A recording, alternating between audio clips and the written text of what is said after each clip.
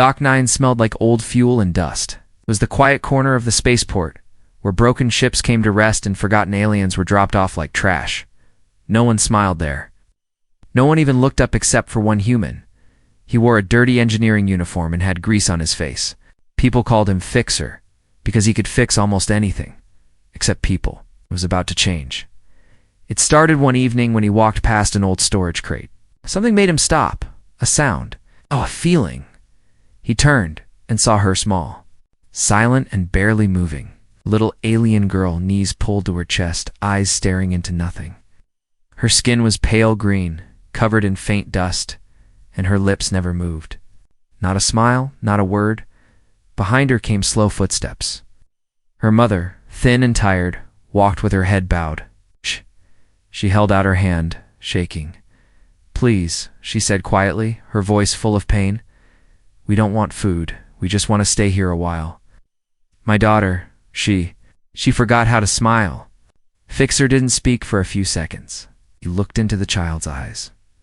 No light, no hope. He crouched down. "What's her name?" The mother lowered her eyes. "We had to give it up. Back on the slave ships, names were taken first." Man looked around.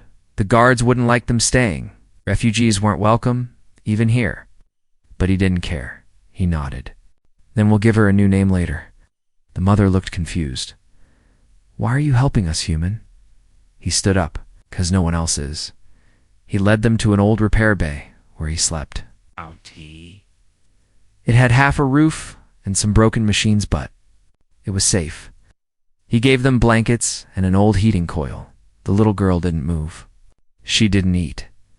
She just sat near the wall, holding a small metal ring. Maybe it was a toy. Maybe it was all she had left from her past. That night, the mother spoke softly beside the heat.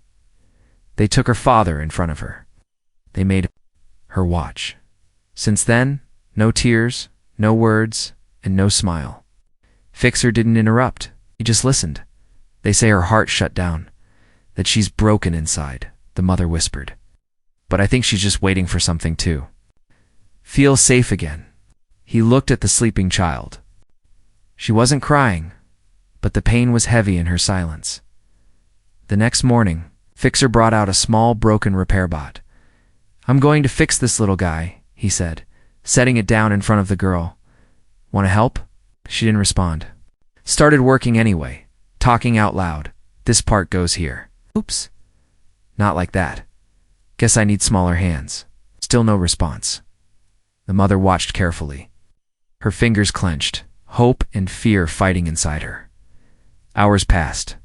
He kept talking, kept working, and finally, a movement. The girl reached out. She didn't touch the bot. She just touched one of his tools and held it. Fixer smiled. That's a start. Later, other aliens passed by the open bay and saw the human with the girl and her mother. One muttered, "Why waste time on them? That girl's dead inside." Fixer didn't even look up. "Then I'll bring her back to life." That night, as he cleaned the old solar panels above the bay, he noticed something strange. A symbol, drawn in dust, spiral, small and soft. He looked down. The little girl was back near the crate, staring at the wall. She had made it. It wasn't much, but it was something. A sign. The mother sat beside her, tears in her eyes. "She hasn't made anything since him." Fixer stepped closer. "Maybe it's not about fixing her. Maybe it's about giving her space to be herself again." The mother nodded. "But what if she never smiles again?" He looked at the child, who now touched the metal ring to the wall, almost like drawing. "Then we'll teach her something even stronger than smiling." "Like what?" the mother asked. "Hope," he said. And that was how it began. Not with medicine, or orders, or therapy, but with silence, kindness, and a broken repair bot. Asterisk the next day. The human man didn't bring food. He brought a question. "Do you want to come for a walk?" asked gently, looking at the little alien girl. She didn't answer. She didn't nod or shake her head. She just sat there, holding her little metal ring, her green fingers wrapped tight around it. Her mother looked unsure. "She hasn't walked with anyone since the ship." But the human didn't push. He only smiled and waited.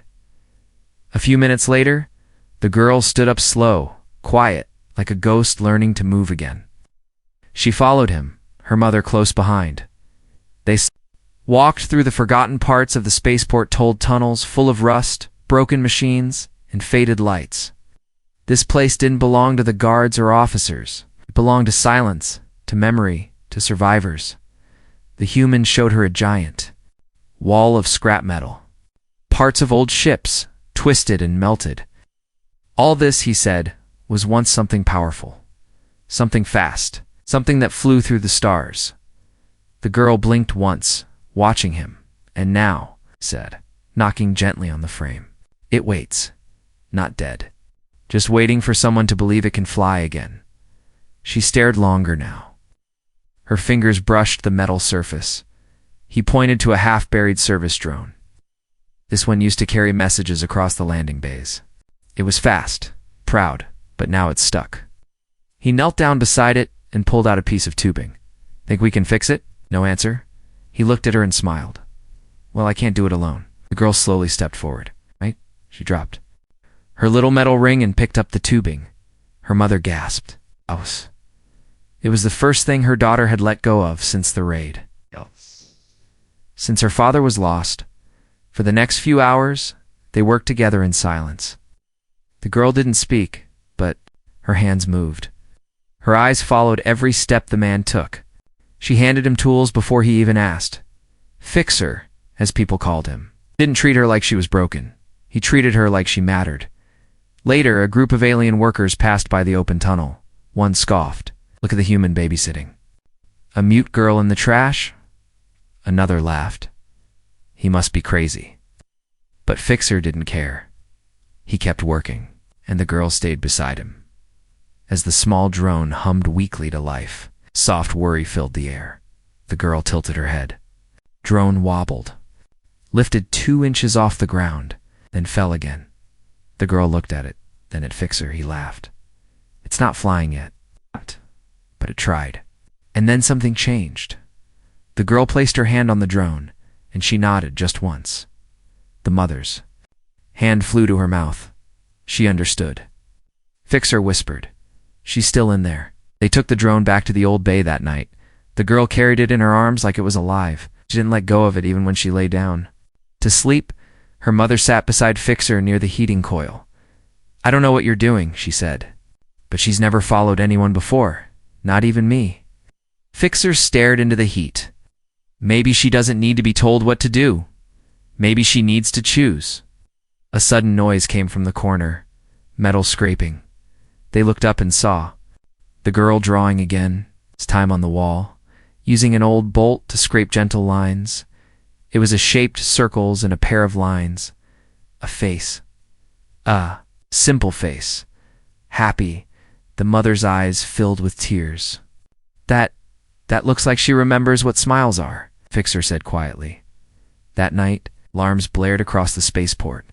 Refugee clearances, new orders. The intercom echoed. All non-registered aliens must exit Dock 9. Within 48 hours, guards began to walk the outer halls. Fixer looked at the mother. They'll try to send you away. She held her daughter close. They'll have to fight me first. But Fixer stood tall. They'll have to go through me too. He didn't say it out loud, but something was changing inside him. Not just for the girl, for himself. Maybe this was more than kindness. Maybe this was family. The human woke before the sun lamps rose over Dock 9. The girl was missing. For a split second, his chest tightened. He looked toward the heating coiled or blanket was empty. The broken drone still sat near the wall, untouched.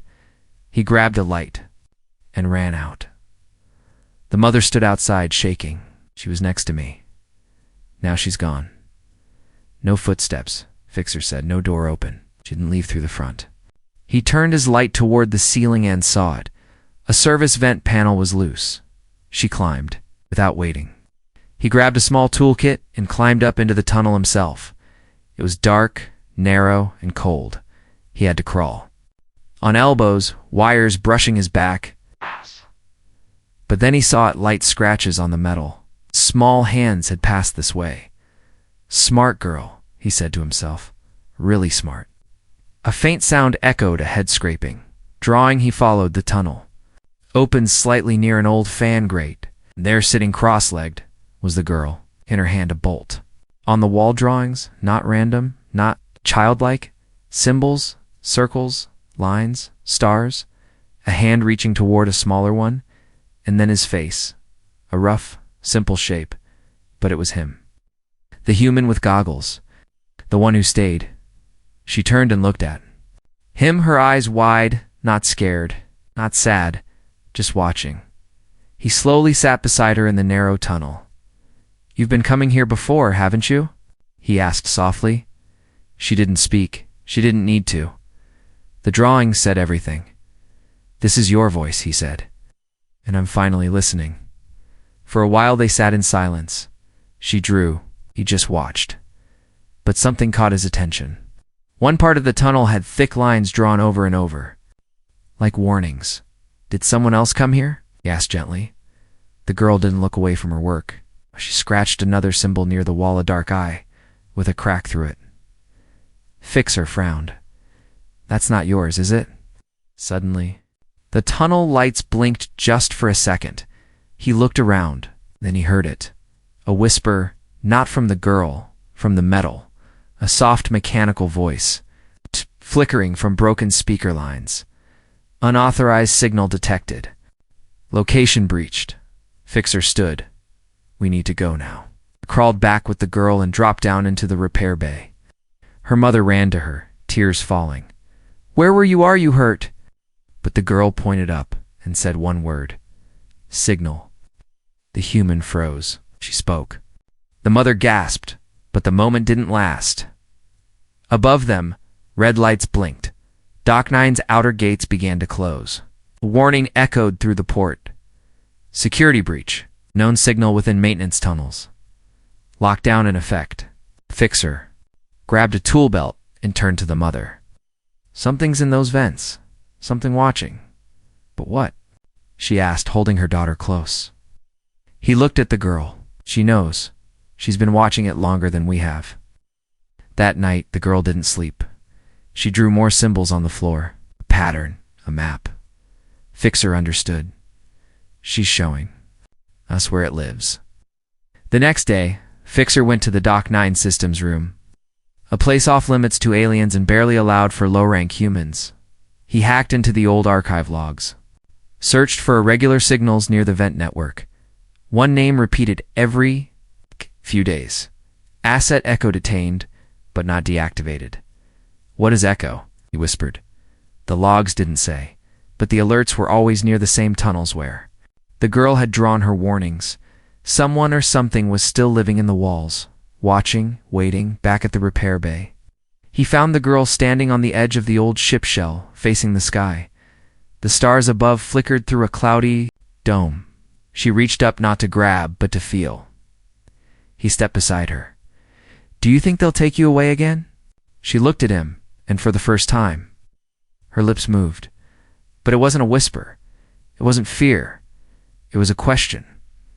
Will you come with us? He didn't answer right away, because he didn't know yet where us was going. But he knew. One thing, wherever that girl was heading. He couldn't let her go alone. Asterisk, no one at Dock 9 saw it coming. The quiet little alien girl, the one who hadn't smiled in months, was now leading a human across the scrapyard with a purpose. Fixer walked behind her carrying a box of parts. Her small hand pointed left, then right, and up, directing him like she knew exactly what she wanted. And maybe she did. She stopped near a rusted-out hover sled that hadn't flown in years. Its base was cracked, the wiring was old, and the panels were dented. She picked this one? Fixer asked the mother, who stood nearby, unsure. The mother only nodded. It's the first thing she's shown interest in, besides you. Fixer knelt beside the sled and smiled at the girl. All right then, if we're doing this, we're doing it together. The girl sat cross-legged beside him and opened the box of parts. Slowly, she started arranging them, not randomly. It's precise. Ones? He was impressed. She remembers circuits, he whispered. Or Maybe she never forgot. All morning they worked. He let her take the lead. Her fingers were careful, exact, faster than he'd seen from many train techs. He handed her a spark tool. She fixed a wire. He tested a motor. She adjusted the energy cell before he even asked, and still no words, no smile, but her breathing was calm now, her eyes focused. Her hands didn't shake. She was alive. Around them, other workers passed, glancing with confused expressions. A few stopped and stared. One human engineer muttered, "She's not just copying him, she's teaching him." By midday, the sled's core hummed for the first time in 10 years. Fixer jumped to his feet, grinning. "It's alive." The girl blinked, then reached out and placed a small painted sticker on the front of the sled, a smiley face. She had drawn on scrap plastic. Fixer stared at it. She hadn't smiled, but her machine did. That night, they tested it in the narrow back corridor behind the bay. The hover sled rose a few inches, floated forward, and gently curved in a circle before landing again. The girl clapped once, not loud, but real. Her mother turned away. Tears. "She's changing. You're changing her." Fixer looked at the girl. "I think," he said quietly, "she's changing me too." But not everyone was happy. The next day, a port supervisor stormed into the bay. His uniform was pressed. His tone was sharp. "You were warned. No unauthorized tech work. No direct contact with unregistered aliens. This isn't a charity." A port fixer stepped between the officer and the girl. "We're not doing harm. We're building something, giving her something to care about." The officer crossed his arms. "That's the problem. You're making her care. And we don't want refugees growing roots here." The mother tried to speak, but the officer raised a hand. "Silence, or you're both gone." The girl didn't cry. She didn't move. But she placed her small body between her mother and the Doug. Officer, standing as still as a statue, Fixer felt something burn in his chest. "You want to throw someone out?" he said. "Then throw me out first." The officer frowned. "You're just an engineer." Fixer stared straight at him. "Not today." The officer left, but the warning was clear. That night, Dock 9 dimmed early. Power was being rationed again. Cold crept into the corners. The girl sat with the hover sled in her lap, wrapping a small blanket around it like it was alive. Fixer whispered, "Do you want to give it a name?" She looked up, and for the first time since he met her, her lips curved. A smile. It wasn't big. Wasn't loud, but it was there, and it lit up the room more than any lamp. Her mother fell to her knees. Covering her face with her hands, Fixer didn't say a word. He just sat beside her. The little girl who had once been silent stone and smiled back, because finally, she wasn't just remembering how to smile. She was remembering what it felt like to be safe. Dock 9 changed after that smile. Not for everyone, but for the 3 inside Bay 7. Everything felt different now. The girl, once silent and frozen, now moved with purpose. She woke early. She fed the little repair drone herself. She even added 2 small antennae to the sled she had helped build. She wants it to see. Fixer said one morning, watching her with quiet pride. "She's giving it eyes." Her mother nodded. "She's giving it a soul." But peace never lasted long at the port.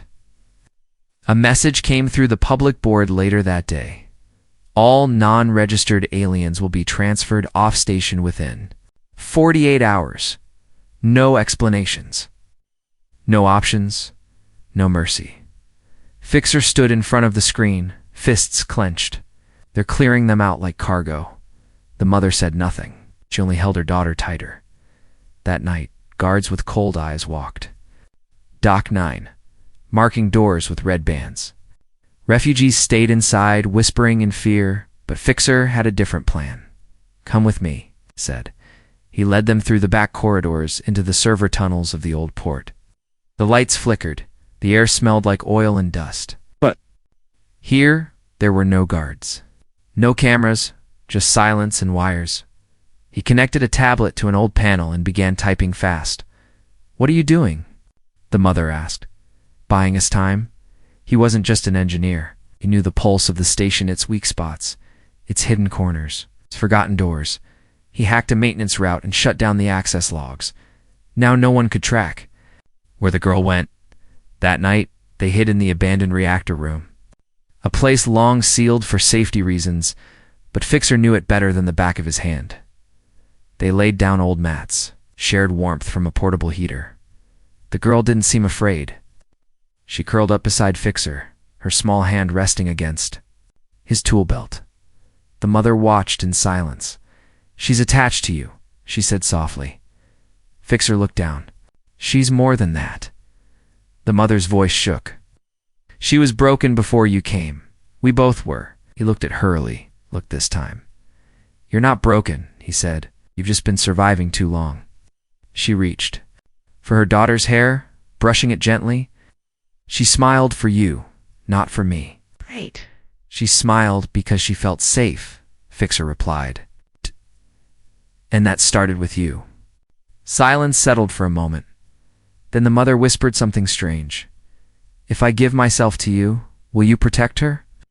Fixer froze. "What do you mean?" She didn't meet his eyes. "I've seen how humans bargain. Some take alien mates. Some take alien servants. I'm offering you something real for her safety." Fixer stood up. He didn't shout. He didn't get angry. He just walked to the far wall, took a breath, and said, "I'm not like them." The mother blinked. "I don't need a deal," he said. "I care because I choose to. That girl, your daughter, she's not a burden. She's someone who matters."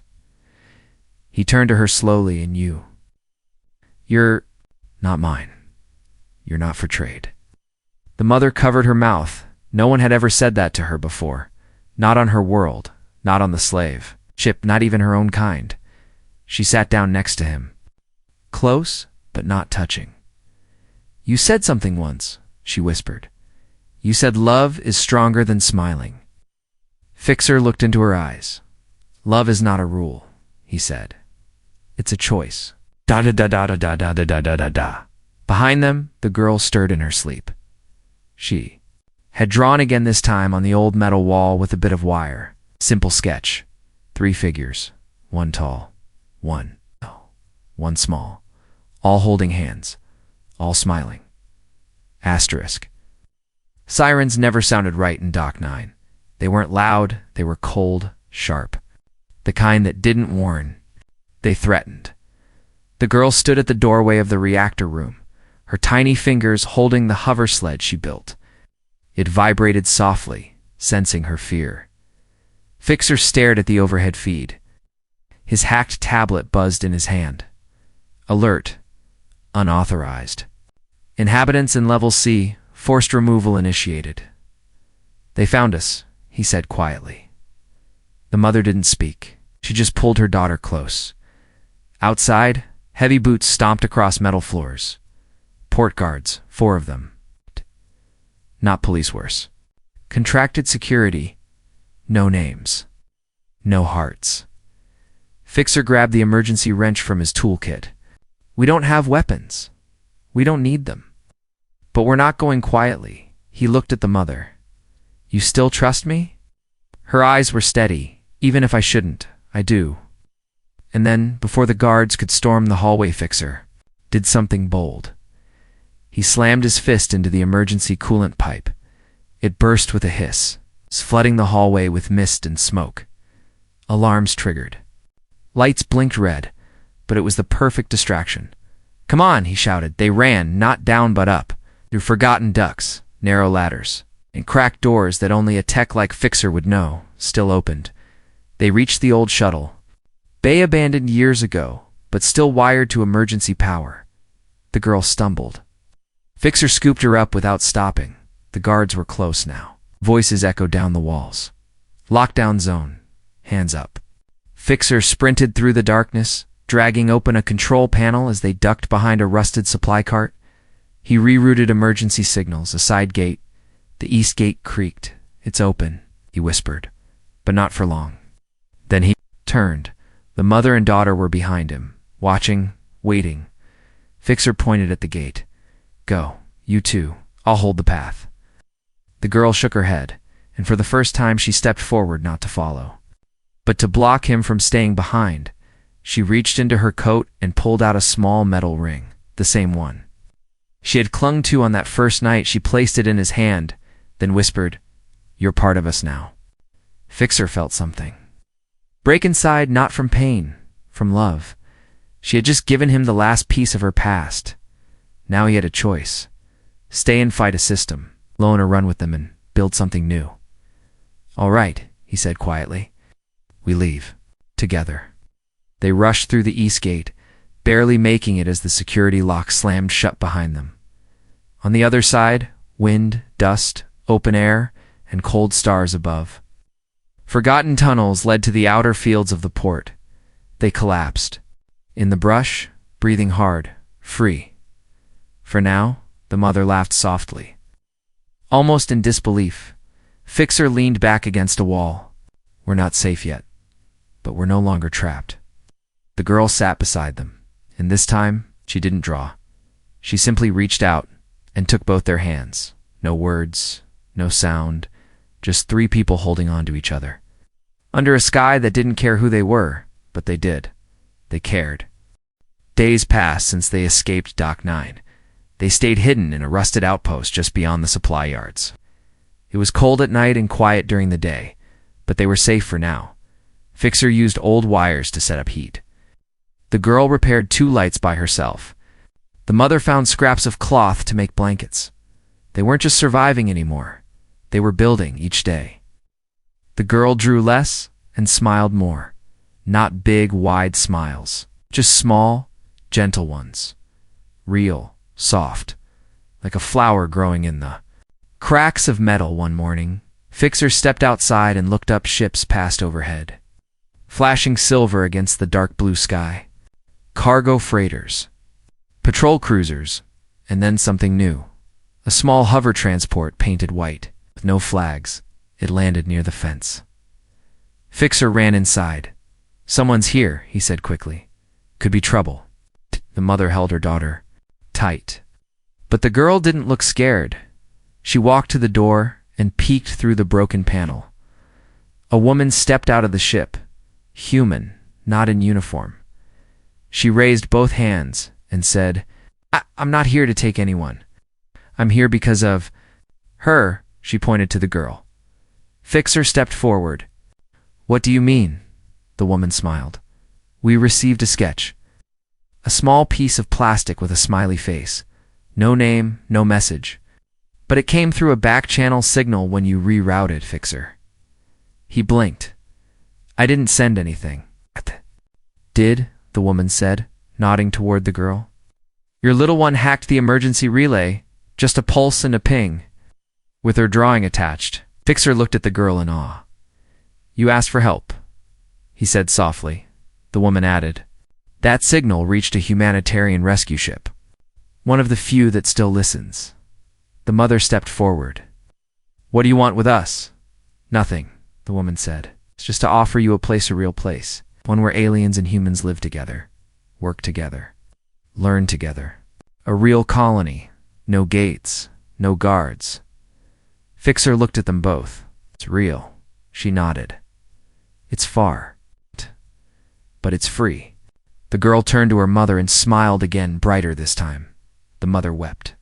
Fixer knelt and touched the girl's shoulder. "Do you want to go?" The girl took his hand, then her mother's. Then she drew something new in the dirt. 3 stars, one for each of them. The woman watched quietly. "We have room for all 3. The ride to the ship was quiet. Calm. Inside. Clean halls and soft lights replaced the dirty noise of Dock 9. They were given rooms, food, warmth, but the biggest surprise came later. The girl, now dressed in soft blue, stood in front of a group of alien children. Some had bruises. Some had fear in their eyes. She walked to a board, picked up a marker, and drew her first smiley face in front of them. The other kids watched, then copied. Within minutes, laughter. Fixer stood by the door. He couldn't speak. He just watched as the girl who once never spoke, who once forgot how to feel, was now teaching others how to smile. That night, under the ship's observation dome, the stars looked closer than ever before. The girl sat. Between her mother and Fixer, warm and safe, she looked up and whispered, "Do stars smile too?" Fixer smiled. "Maybe, when they see you." The mother leaned her head on his shoulder. "Thank you, for saving her." Fixer shook his head gently. "No," he said. "She saved us."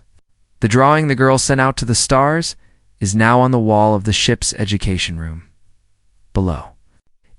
3 names written in soft paint. 1 girl who forgot how to smile. 1 mother who never stopped hoping, 1 human who chose to care.